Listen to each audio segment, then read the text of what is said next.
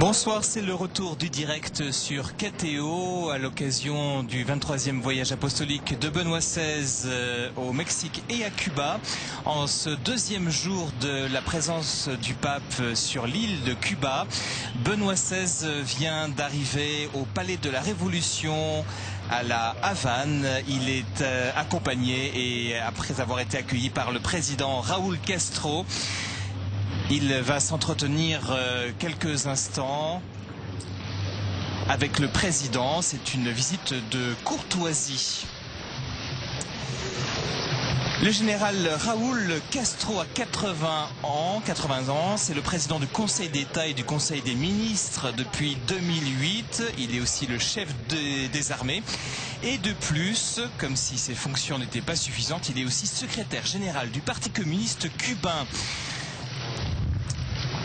La famille Castro est directement et intimement liée à l'histoire de la révolution cubaine, que ce soit pendant la période d'insurrection contre le président Batista entre les années 1953 et 1959, lors du triomphe de la rébellion et l'établissement d'un nouvel État en 1959 jusqu'à aujourd'hui, avec d'autres opposants comme Ernesto Che Guevara ou encore Camilo Cienfuegos.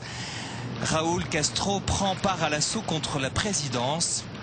Et beaucoup d'opposants dans cette année 1953 perdent leur vie.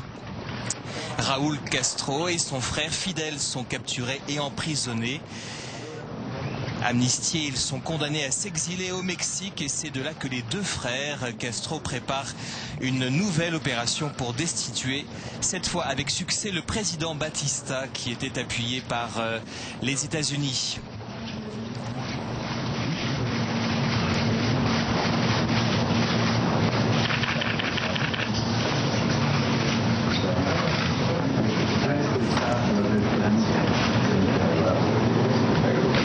Voilà, présentation des délégations avec le cardinal Berton, secrétaire d'État du Vatican.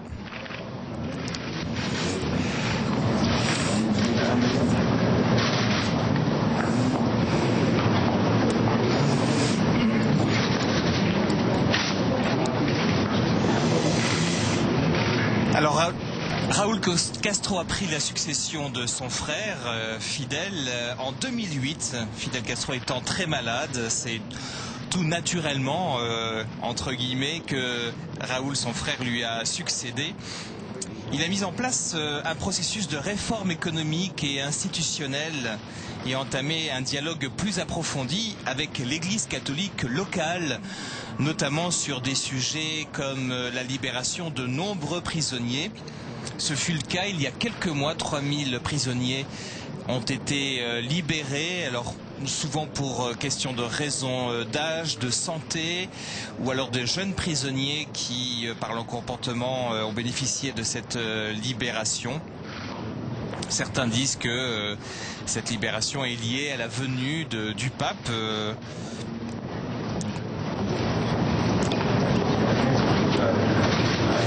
Alors que le nonce apostolique dit que ces libérations ont lieu chaque année pour des raisons d'ordre plutôt humanitaire.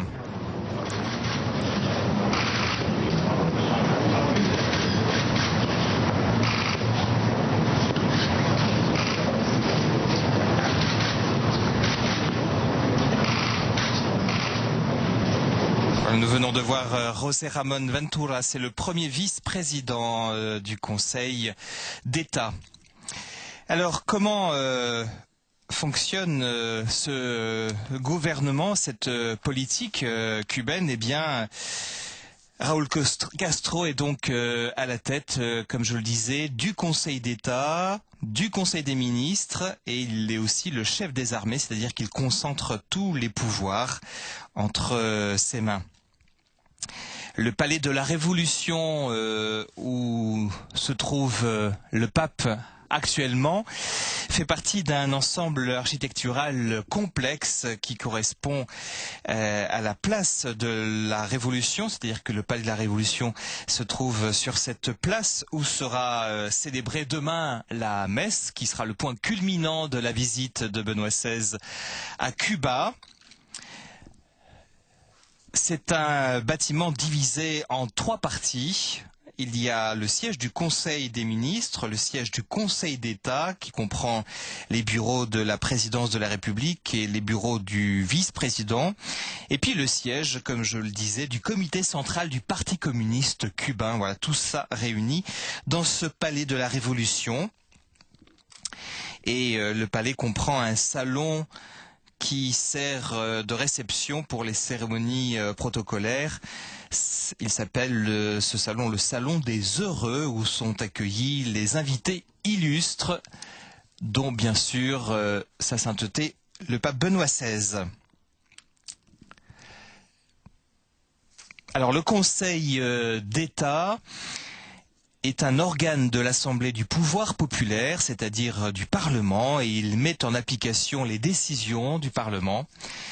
Par ailleurs, il a aussi le pouvoir de proposer des lois. Nous espérons retrouver dans quelques instants des images de cette rencontre, la visite de courtoisie de Benoît XVI au président Raúl Castro.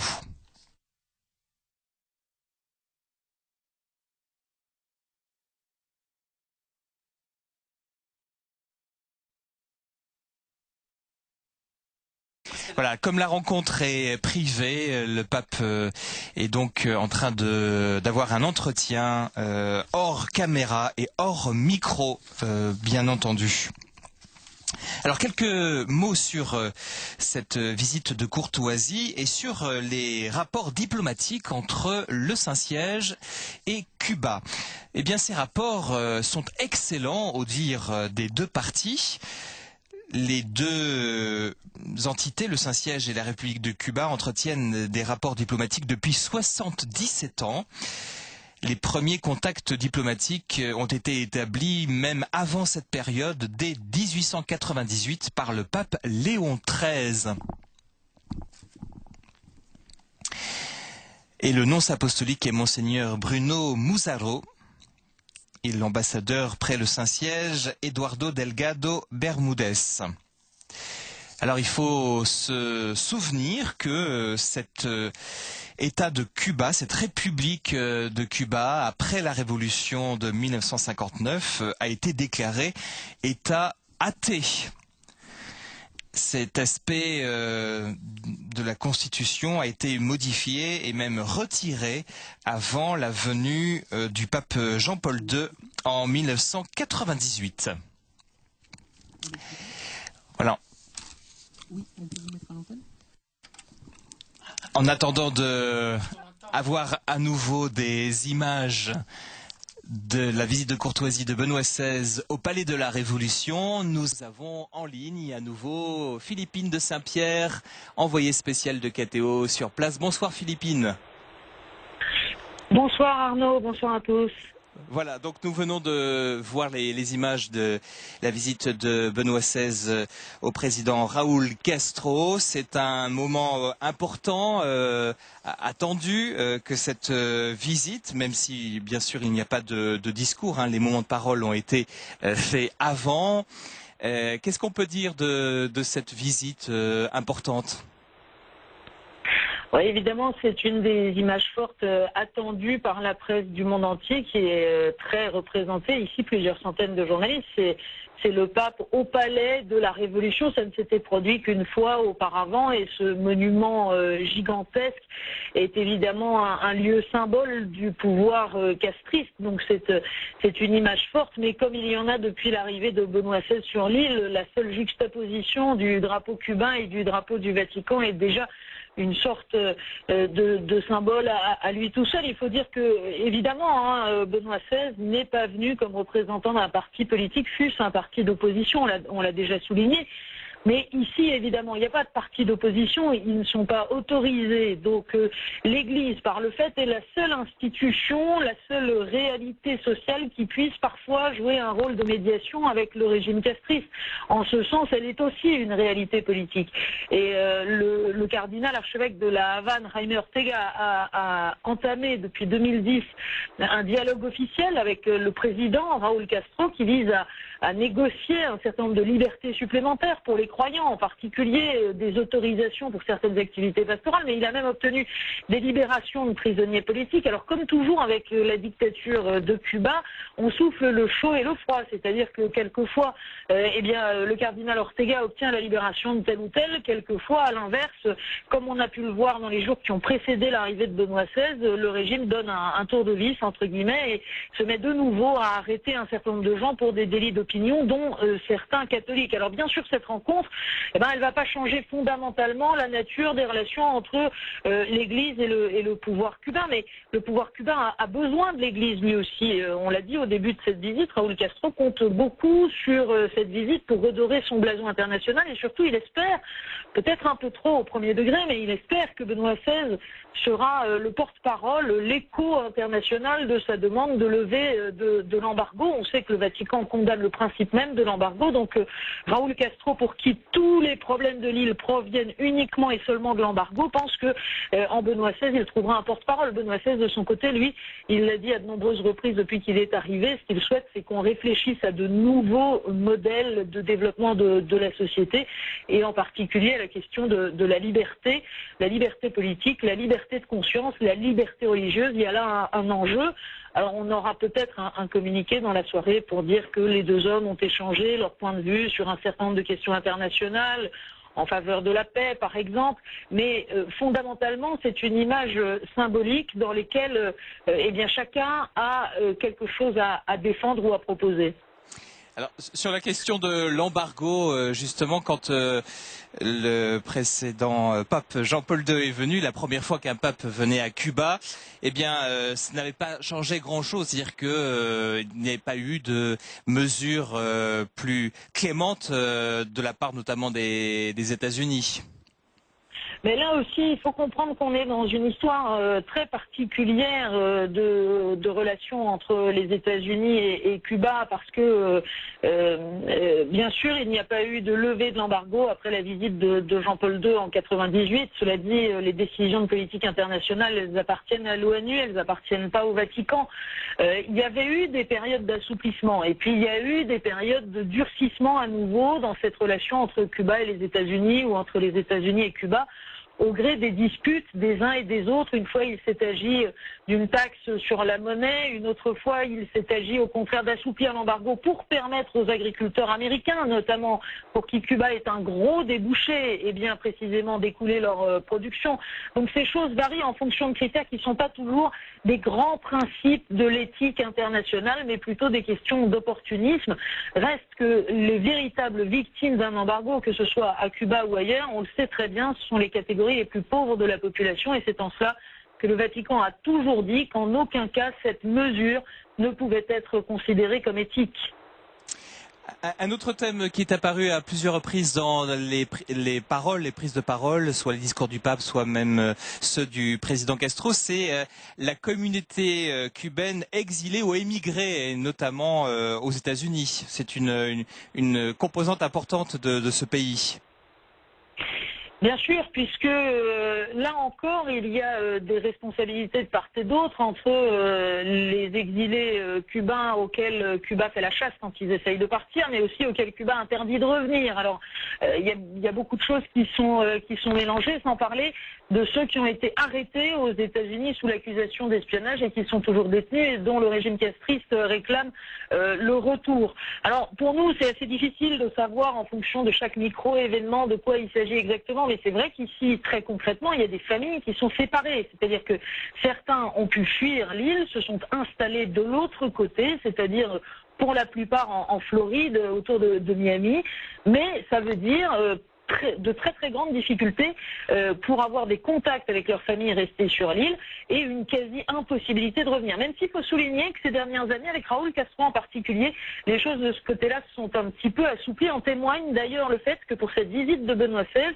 il y a des Cubains qui vivent aux États-Unis et qui ont pu obtenir l'autorisation de séjourner quelques jours pour participer à cette rencontre. Mais c'est vrai que cette question des familles déchirées qui ne peuvent pas être en contact, qui ne peuvent peuvent pas se rendre visite parce que les régimes politiques, les États dans lesquels vivent les uns et les autres sont en situation de conflit, eh bien c'est quelque chose qui est insupportable, et c'est pourquoi notamment ce matin au sanctuaire de la Virgen de la Caridad, de la Vierge de la Charité, le pape Benoît XVI a prié aussi pour ceux qui sont privés de liberté et pour ceux qui sont séparés des personnes qui leur sont chères. Ce sont des paroles qu'on peut entendre aussi bien pour les prisonniers politiques ici à Cuba que pour ceux qui sont exilés aux États-Unis.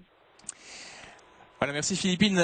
Pendant ce que vous parliez, donc le CiTiV nous propose, la télévision du Vatican, une rediffusion des images de l'arrivée du pape à l'aéroport de La Havane. C'était donc il y a quelques heures. On le voit accueilli notamment par le cardinal Jaime Ortega Alamino, archevêque de Saint-Christophe de La Havane.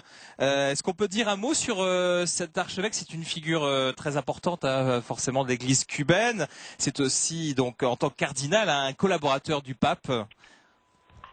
Alors bien sûr, c'est une grande figure ici. D'abord, c'est une personnalité qui n'hésite pas à s'exprimer.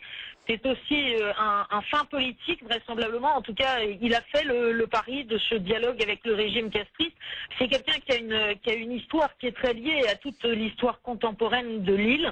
Il a été ordonné prêtre assez jeune, à 28 ans, et dès l'année d'après, il a été arrêté, interné dans un camp de travail. Donc, il a une compréhension de l'intérieur de ce que c'est qu'une dictature.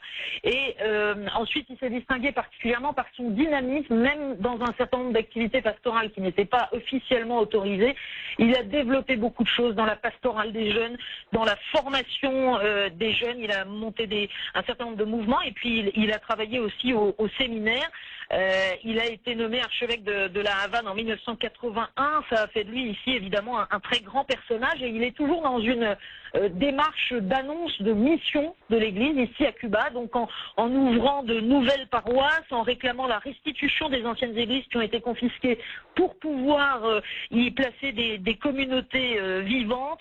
Il a construit des maisons paroissiales, une maison pour l'accueil des prêtres, pour les réunions et les retraites. Bref, c'est un pasteur extrêmement actif, et c'est évidemment une personnalité, mais qui refuse d'être vu comme le porte-parole de l'opposition, parce que ça n'est pas la voie qu'il a choisie, ça n'est pas sur ce registre-là qu'il se place. Peut-être aussi sait-il qu'il n'y aurait rien de bon à tirer d'un tel bras de fer au premier degré. Il a donc choisi la voie du dialogue. Et c'est intéressant de voir qu'avec ces deux étapes de Benoît XVI à Cuba, d'abord à Santiago, c'était l'accueil officiel par la République de Cuba, et le président Raúl Castro s'était déplacé pour l'occasion. Et puis, avec ce petit vol intérieur et cette arrivée aujourd'hui à La Havane, c'était au fond plus l'accueil de l'Église catholique, puisque le représentant qui a accueilli Benoît XVI, eh bien, c'était le cardinal Ortega, et il y avait sur l'aéroport un petit groupe, une petite chorale catholique, un petit orchestre et quelques personnes qui étaient là pour accueillir le pape, qui venait donc dans une cérémonie beaucoup plus intime que du reste la télévision cubaine n'a que très très peu retransmise. Elle s'est interrompue au moment où la chorale commençait à chanter. Eh bien, c'était plus l'accueil de la famille, si j'ose dire. Voilà, des musiciens et puis des danseurs. Là, on vient de les voir, non pas improviser, mais exécuter un ballet pour accueillir le pape. Un mot sur cette présence des évêques cubains de manière publique. Ça, c'est peut-être un aspect que l'on saisit pas très fortement ici en France. Une présence d'évêques publics dans des réunions publiques retransmises à la télévision, c'est forcément assez rare. Et la première fois que ça s'est passé, ça avait été un petit peu un choc, un peu une révélation pour le peuple cubain. C'était bien sûr lors de la venue de Jean-Paul II en 1998. Oui, bien sûr, on rappelle, on ne cesse de le dire, mais ici c'est vécu comme une réalité. La constitution du régime actuel, eh bien, c'est une constitution officiellement actée. Donc, l'Église catholique, pas plus du reste que d'autres réalités religieuses, n'a en principe un droit de visibilité. La constitution est censée garantir la liberté religieuse. En réalité, elle garantit tout juste la liberté du culte, et encore selon les périodes et les moments de durcissement ou d'assouplissement du régime. Mais quant à la liberté religieuse, c'est-à-dire aussi la liberté d'expression en fonction de sa foi dans l'espace public, on en est tout de même assez loin. Alors évidemment, ici, c'est très curieux pour toute une partie de la population qui a été élevée dans cet athéisme. Très curieux de voir ces évêques passer devant le président Raúl Castro à la messe hier à Santiago, ou de voir tous ces évêques venir au palais de la Révolution. Mais bon, il ne faut pas trop forcer le trait non plus. Le cardinal Ortega et les autres évêques ici sont des personnages publics. Et donc les Cubains ont l'occasion de les voir. Ce qu'il y a, c'est que même si le peuple cubain a des racines chrétiennes très profondes, il a aussi des racines d'autres types de croyances, de la Santeria en particulier, des cultes animistes. Il a été depuis maintenant 60 ans dans un régime athée. Et donc une grande partie de la jeunesse ignore absolument tout du fait religieux, et y compris dans ses réactions d'ailleurs à cette visite de Benoît XVI, ne manifeste pas toujours un très grand intérêt. C'est difficile de savoir si les jeunes qui nous disent qu'ils ne se sentent absolument pas concernés, le disent parce qu'ils ont peur qu'on les écoute, et de fait ils regardent souvent autour d'eux et il y a souvent des gens qui ont l'air de les écouter, ou s'ils le disent parce que réellement cette réalité est tellement étrangère à leur quotidien qu'au fond ils n'en comprennent pas très bien tout à coup l'irruption dans leur espace public. Oui, vous parliez de régime athée, il y a même eu un État athée pendant plusieurs années à Cuba après la Révolution. Oui, mais là encore, Arnaud, c'est très très très ambivalent comme toujours, parce que la dictature castriste se revendique du modèle communiste, mais c'est avant tout une idéologie d'opportunisme. Selon les périodes, on a entendu le leader Máximo Fidel Castro annoncer l'athéisme d'État officiel et irrévocable, et puis annoncer quelques années plus tard que l'Église ou les chrétiens étaient les premiers partenaires. Fidel Castro, au moment de l'élection de Benoît XVI, a demandé au cardinal Berton, qui était encore archevêque de Gênes et qui était en visite dans l'île, d'inviter immédiatement Benoît XVI à venir à Cuba. C'était donc juste après son élection en décembre 2005. Il a dit que l'Église catholique était ici l'institution sociale la plus proche du peuple. C'est donc qu'il lui reconnaît ce rôle d'institution sociale.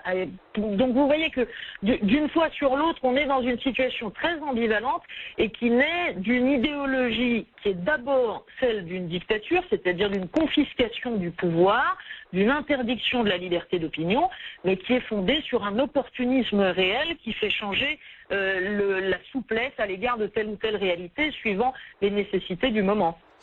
Alors toujours pas d'image en direct du palais de la Révolution, mais ça va revenir, on nous le confirme. Ce qui a marqué certains, c'est, pour revenir sur les évêques cubains, le premier discours d'accueil de l'archevêque de Santiago de Cuba, hein, Monseigneur Garcia Ibáñez, certains l'ont trouvé très institutionnel du côté de l'État. C'est-à-dire qu'il a fait un peu un éloge de la politique intérieure, un regard extrêmement positif, notamment concernant l'éducation, sur le régime de Cuba. C'est quelque chose qui a marqué un peu les esprits. C'est probablement quelque chose qui aura pu choquer ou être difficile à comprendre en Europe occidentale. Il faut se mettre à la place de gens qui vivent ici, qui comptent continuer à y exercer la mission qui leur est confiée pour le bien le plus grand des populations qui sont autour d'eux. Vous imaginez bien que si du jour au lendemain, les évêques se mettaient à critiquer à tort et à travers les fondements même du régime sans aucune parole positive, le dialogue qu'a voulu installer le cardinal Ortega avec le président Castro s'arrêterait immédiatement. On est forcément dans une situation de compromis. Elle est très critiquée ici par les opposants au régime qui reprochent à l'Église de n'être pas précisément dans la situation du leader de l'opposition systématique. Et il semble que les évêques cubains, qui ont probablement plus d'informations à ce sujet que nous ne pouvons en avoir, ont fait un autre choix en pensant que, ça n'est pas dans l'opposition frontale qu'on pourrait faire évoluer les choses, mais dans un dialogue patient. C'est d'ailleurs ce que demande Benoît XVI, un dialogue patient pour arriver à l'ouverture de cette société. Bien sûr, ils ont le souhait, l'espoir de cette ouverture. Ça suppose vraisemblablement un certain nombre de compromis pour maintenir ce dialogue. Et peut-être aussi de reconnaître certaines des réussites, tout le monde le sait, mais les statistiques cubaines en matière d'instruction publique ou de mise à disposition des services de santé à la population sont parmi les meilleures du monde. Ça n'est pas faire un éloge du régime que de dire cela, c'est faire de la statistique. Donc il est naturel que les évêques, dans une prise de parole publique qui est très rare, dans une situation qui est quand même très chargée au plan politique, il est naturel que les évêques soient prudents dans leurs paroles. Après, ont-ils choisi avec ce dialogue la bonne voie? Je ne suis pas leur juge et je n'ai en tout cas pas les informations dont eux disposent au quotidien. Alors là, nous avons une rediffusion des images. On retourne quelques jours en arrière. Ah non, pardon. Donc nous avons les images à nouveau du Palais de la Révolution. Voilà, donc nous allons pouvoir peut-être attendre la sortie de Benoît XVI dans quelques instants. Il faut souligner peut-être, Arnaud, qu'il y a deux types d'entretiens qui se tiennent simultanément. Il y a celui vers lequel tous les regards sont braqués, c'est le tête-à-tête ou le face-à-face, comme l'on voudra, entre le président Raúl Castro et le pape Benoît XVI. Et puis parallèlement, comme c'était déjà le cas au Mexique, il y a un entretien tout à fait officiel du cardinal secrétaire d'État Tarcisio Berton, qui est en quelque sorte le Premier ministre du pape, avec les hauts responsables du régime, où là, il sera sans doute question d'aspects plus concrets et peut-être de négociations sur tel ou tel point particulier. On pense évidemment aux prisonniers politiques encore et toujours qui font l'objet d'une grande sollicitude de la part de l'Église. Alors il reste un grand suspense, hein. On ne sait pas si le frère de Raúl, hein, Fidel Castro, est là. On ne l'a pas vu sur les images. Cette rencontre avait été présentée comme très possible, très probable. Philippine, vous avez des infos là-dessus ? Alors, j'ai des informations, je peux vous faire partager un petit peu ce qu'on vit ici. En tout cas, la presse internationale, je vous disais, est très très nombreuse et elle est basée dans ce lieu tout à fait mythique qui est l'Hôtel National à La Havane. Pour ceux qui lisent ou qui ont lu Hemingway, ça leur dira quelque chose. Alors, c'est absolument incroyable parce qu'il y a la presse du monde entier. Ça va du Japon à l'Europe, aux États-Unis, à l'Amérique latine, bien sûr, et même à l'Afrique. Et la grande question de tous les médias, c'est bien sûr l'attente de l'image de la rencontre entre Benoît XVI et Fidel Castro. Est-ce que cette rencontre va avoir lieu ? C'est vraisemblable. C'est vraisemblable, mais il faut savoir que depuis qu'il a cédé le pouvoir à son frère en 2008, Fidel Castro est très attentif à ne jamais pirater en quelque sorte les interventions publiques de son frère. Il est très très rare lorsque des personnalités sont ici et rencontrent celui qui reste le leader Maximo, le père de la Révolution. Il est très très rare que ça se fasse en même temps qu'une rencontre avec celui qui exerce aujourd'hui la responsabilité. On dit ici que c'est une volonté de Fidel Castro de ne pas laisser son ombre dissimuler totalement la personnalité de son frère. Donc probablement, s'il y a une rencontre, elle pourrait avoir lieu à un autre moment que celui-ci, cet après-midi, de la rencontre officielle avec celui qui est officiellement en exercice, Raúl Castro. Voilà, donc Fidel, c'est un frère qui ne veut pas faire d'ombre à son petit frère. Je ne sais pas s'il est plus jeune, Raúl. En tout cas, Raúl et Fidel sont liés par des liens de sang, mais des liens de révolution aussi, hein, parce qu'ils ont vécu ensemble, ils ont été acteurs ensemble de cette révolution cubaine, et c'est ça qui les lie encore aujourd'hui. Et il faut pas s'y tromper. Fidel Castro a renoncé volontairement à être le numéro 1 du régime en 2008 en raison de sa santé qui déclinait de façon très très importante. Mais la première décision de son frère après avoir été élu par le Conseil, la première décision de son frère a été de demander l'autorisation au Conseil de prendre dans des situations difficiles l'avis du leader Maximo Fidel Castro. Donc vous voyez que si à l'image Fidel Castro semble-t-il, d'après ce qu'on nous dit ici, essaye de ne pas faire d'ombre à son frère, il reste bien entendu en arrière-plan dans la réflexion, dans l'évolution du régime et dans la manière de conduire les affaires. Alors peut-être qu'on peut parler d'une autre figure qui a été évoquée dès l'arrivée du pape à Cuba, c'est la figure de José Martí, héros national cubain. C'est bien sûr la figure la plus importante et la plus aimée de la patrie. Il est né en 1853 à La Havane, mort en 1895 à 42 ans. C'est un homme politique, un philosophe, un écrivain, un journaliste qui a marqué durablement l'ensemble du continent continent américain.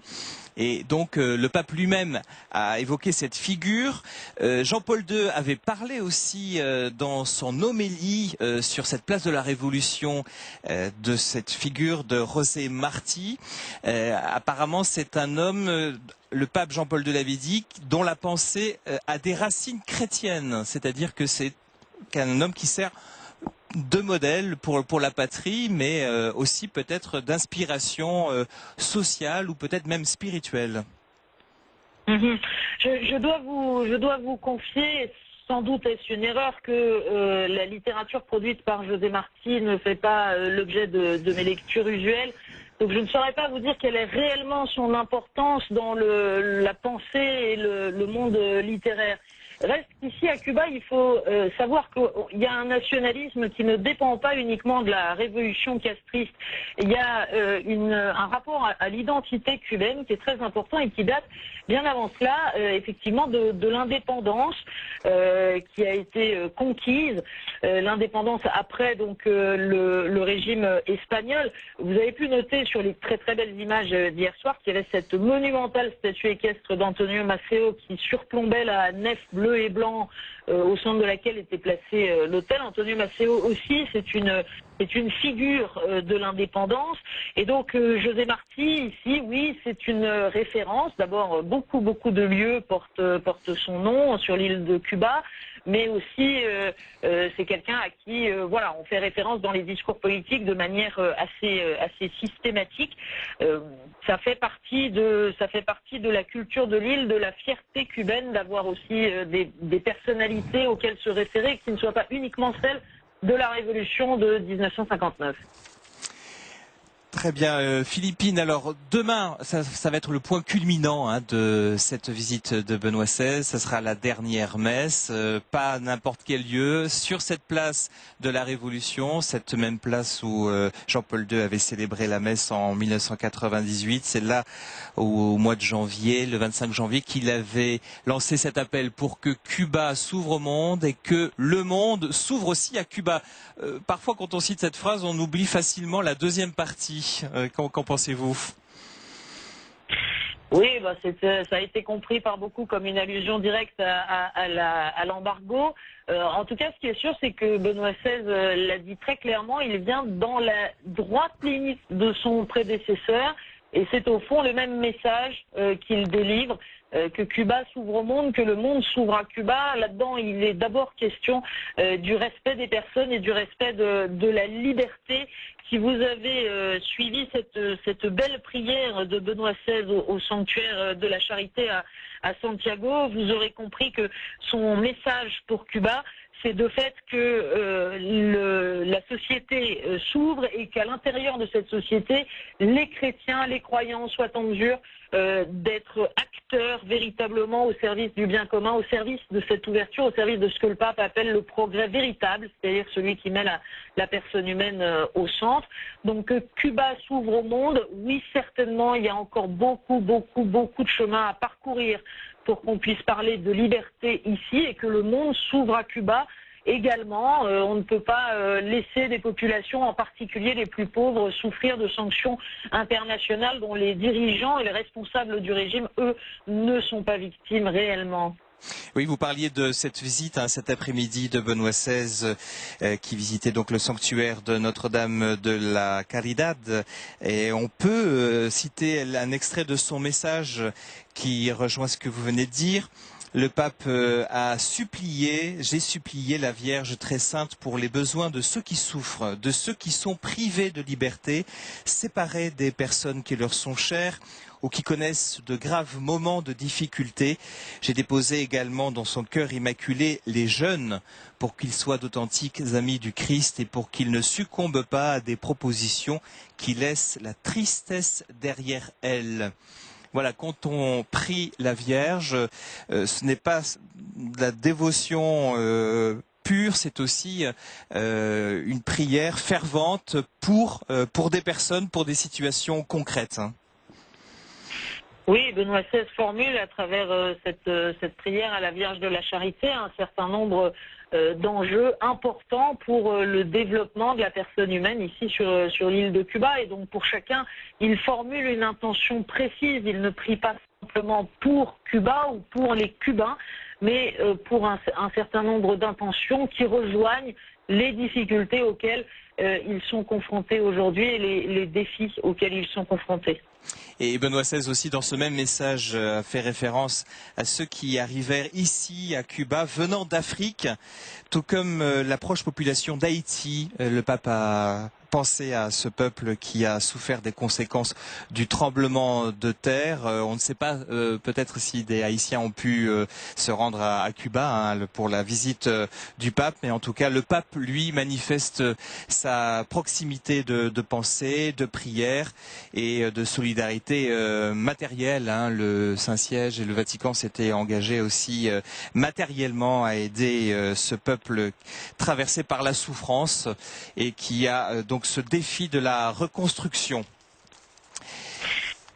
Voilà, et puis le pape, comme vous le disiez, souligne des intentions précises, des orientations particulières, aussi bien dans la prière comme au sanctuaire de la Vierge de la Charité, mais dans ses discours également. Il insiste sur des points particuliers, comme on le disait, la liberté. Mais il ne faudrait pas se tromper. Benoît XVI, il vient en pèlerin, il vient confirmer ses frères dans la foi, et un des mots qu'on a le plus entendu depuis son arrivée, c'est le mot de joie.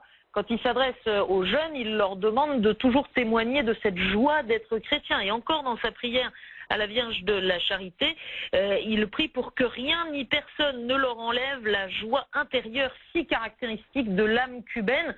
Donc bien sûr, il demande plus de liberté, bien sûr, il prie pour le développement de ce pays et de sa population.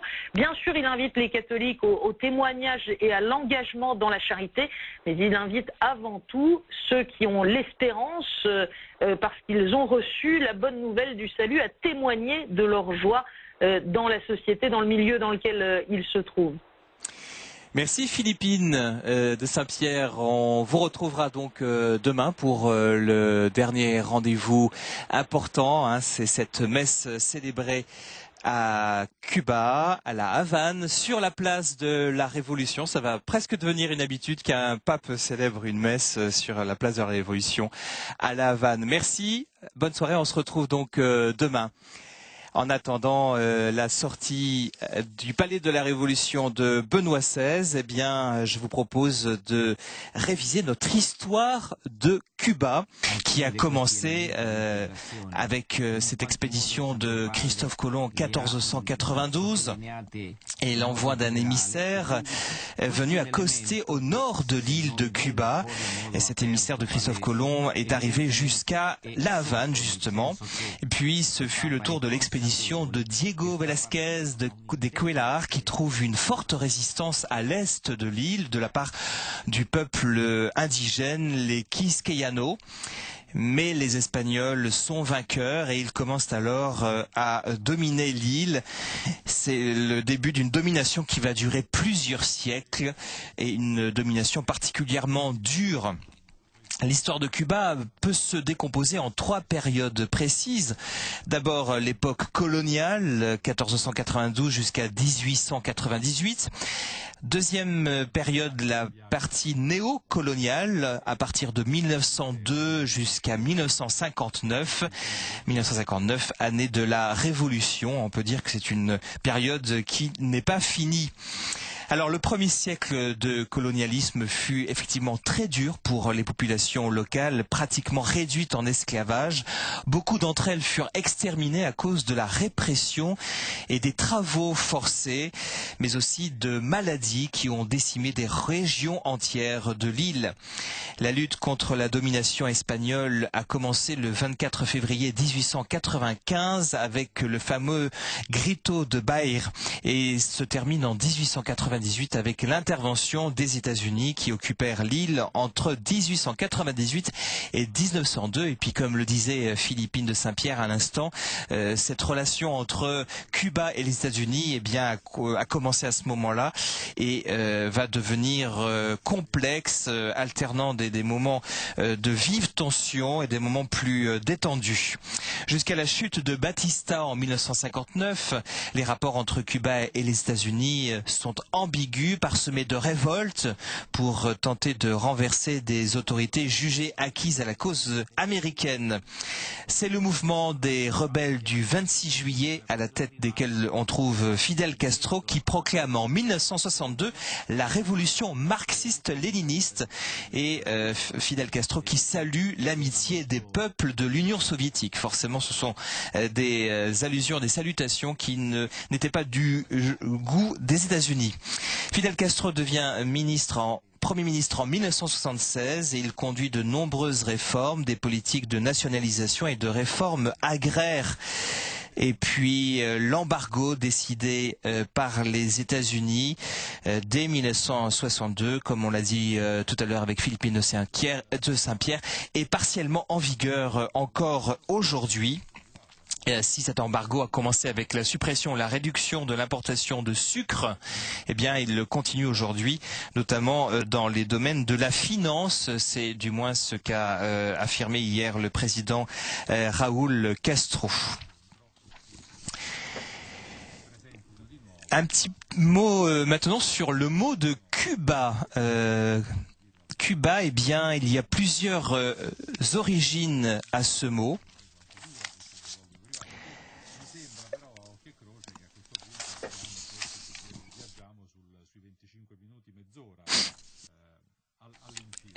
Cuba, c'est une île qui est composée d'un archipel d'îles de 109 000 km². Les deux principales îles sont l'île de la Juventud, l'île de la jeunesse, et puis la Cayo Largo del Sur. C'est une terre essentiellement calcaire, comportant une chaîne de montagnes au centre du pays, la Sierra des Escambray. Et plus à l'est de l'île, on trouve la Sierra Maestra, où se trouve notamment le pic Turquino, qui culmine à 1792 mètres de hauteur. Ce ne sont pas des sommets infranchissables. Alors, je reviens sur l'origine du mot Cuba. Eh bien, il y a plusieurs hypothèses. Une hypothèse affirme que ce mot proviendrait de la langue des aborigènes, les Taínos, avec ce nom de Cubao, qui veut dire terre de fertilité. Une autre hypothèse avancée, c'est que Cuba serait la contraction de deux mots. D'abord Coa, qui veut dire le lieu, et Bana, qui veut dire grand. Donc on serait en présence d'un grand lieu. Enfin, troisième hypothèse, le nom serait donné en rapport avec le relief de l'île de Cuba. C'est notamment Bartolomé de las Casas, le dominicain missionnaire, celui qui défendait ardemment la cause des autochtones en disant que les Indiens d'Amérique, oui, avaient une âme. Eh bien, Bartoloméos de las Casas parle de Cubas ou de Cibao quand il veut indiquer que le pays est montagneux ou la nature montagneuse d'un terrain, ce qui fait dire que peut-être que Cuba viendrait de Cubas, les montagnes.